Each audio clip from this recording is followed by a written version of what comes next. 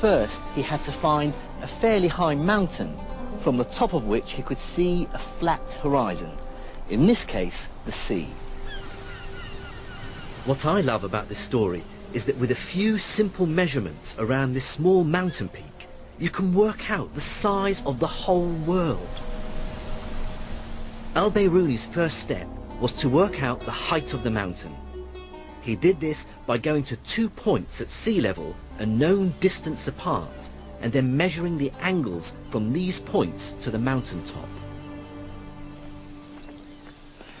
So, to measure the angle to the mountaintop, Biruni had to use a device like this called an astrolabe. It's basically a giant protractor. It has the angles in degrees marked around the outside and a pointer to help him determine his line of sight. So if we try now and determine the angle to the top, it has to hang freely, and then, okay, so if you let it hang. I'd like to stress, if you haven't noticed already, that Al-Biruni would have made his measurements more meticulously than I am. He did them again and again to get consistently reliable results. Okay, that's about it. And that is 24.5 degrees. Okay, so now we've determined one angle. We now have to go and pick our second spot along the beach.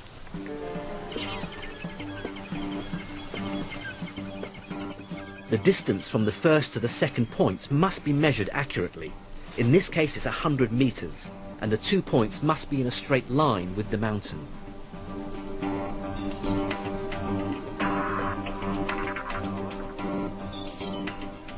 I measured the second angle to be about 26.5 degrees, and now had enough information to calculate the height of the mountain.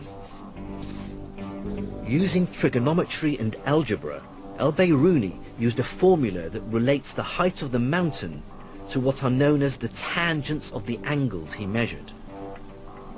Using my measurements, I get a figure for this mountain of about 530 meters. I now need only one more measurement to get the size of the Earth. And to get that, I have to climb to the top of the mountain. What Biruni did next was measure the angle of the line of sight to the horizon as it dips below the horizontal. So we're going to try and reproduce that. So if you can lift it up so that it's hanging, and if I locate the horizon, okay, which is about 0.5 degree, which is about the value that Biruni got. Now here's the really ingenious part. Biruni had measured 4 quantities, 3 angles and a distance. He used 2 of the angles and the distance to work out the height of the mountain. Al-Biruni now had everything he needed. In essence, Al-Biruni imagined a huge right-angled triangle which has as its 3 corners the mountaintop, the horizon and the center of the Earth. Trigonometry told him that the angle he had measured and the height of the mountain are related to the radius of the Earth, and algebra allowed him to calculate it. With this formula, Biruni is able to arrive at a value for the circumference of the Earth that's within 200 miles of the exact value we know it to be today, about 25,000 miles. That's to within an accuracy of less than 1%. A remarkable achievement for someone 1,000 years ago.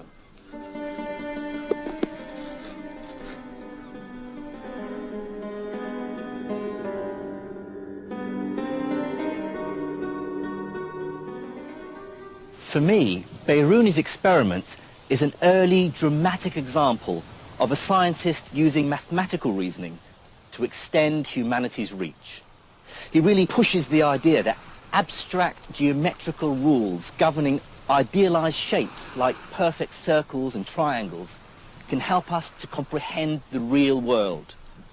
Einstein used precisely the same approach, admittedly with much more advanced mathematics, when he developed his general theory of relativity almost 1,000 years after Biruni.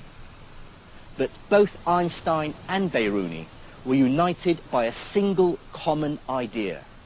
With mathematics, humanity can embrace the universe.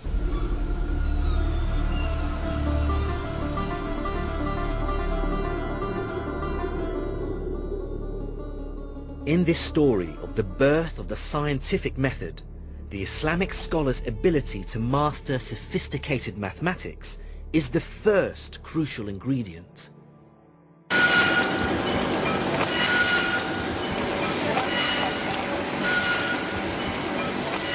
second crucial ingredient is the use of experiments in science. Without experiments, theory remains meaningless and sterile. It's experimentation that allows theory to be held up against the real world. It gives it physical meaning. But whereas sophisticated mathematics grew out of the empire's obsession with the world's learning through the translation movement, practical experiments came from the daily needs of a powerful and expanding civilization.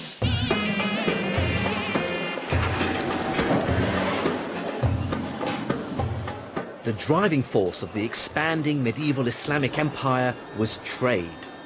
It boomed from around 700 AD onwards, creating a massive demand for metal workers, glass blowers, tile makers, craftsmen of every possible kind.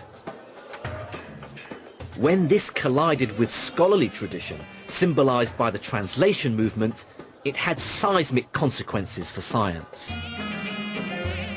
The sciences absolutely depend, astronomy is a wonderful example, chemistry is another, on really intense relationships between craft traditions of instrument making, of working with metal and fire, of working with medicines, drugs, plants, and scholarship, highly sophisticated literary and mathematical analysis.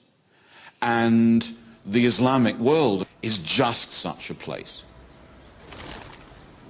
By around 800 AD, the great cities of the Islamic Empire dominated the world's trade. To its markets came silks, spices, drugs, fruit, perfumes and gold, from as far afield as India and China in the east and Spain in the west. Anything that could be traded was.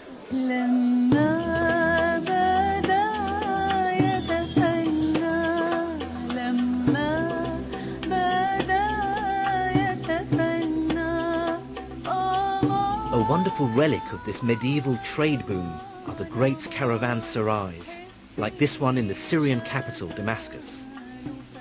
This huge vaulted building was designed as a resting place for all the traders and their animals who visited the city.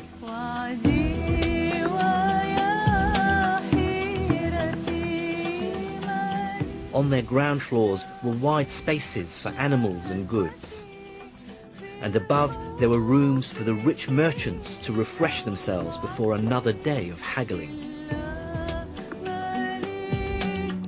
One 10th century traveller talks of the riches and beauties of the bazaars, and that the income of the provinces and localities was between 700 and 800 million dinars.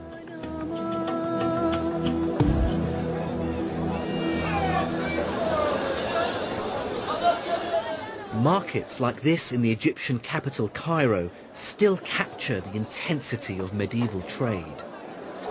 And still surviving in the modern world of the internet and the mobile phone is a fantastic example of how traders 1,000 years ago communicated across a vast empire. So this is a carrier pigeon, its base is here, so wherever you took this pigeon all over Egypt, it will make its way back to this guy. There's a famous story that a rich Cairo merchant by the name of Anur wanted to grow cherry trees. So he sent a message with a carrier pigeon to a contact of his in Damascus asking for some seeds. His contact sent back 500 birds, each one carrying a small bag with seeds in it. The whole process took just 3 days. Sort of a medieval FedEx.